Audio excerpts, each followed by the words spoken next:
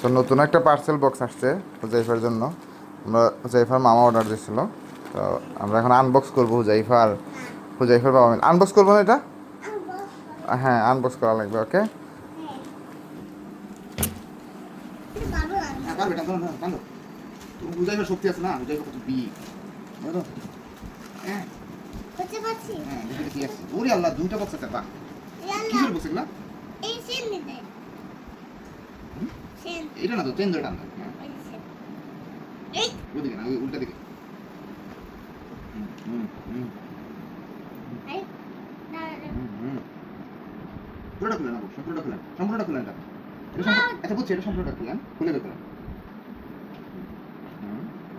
Good, ভালো করে। Wow কি?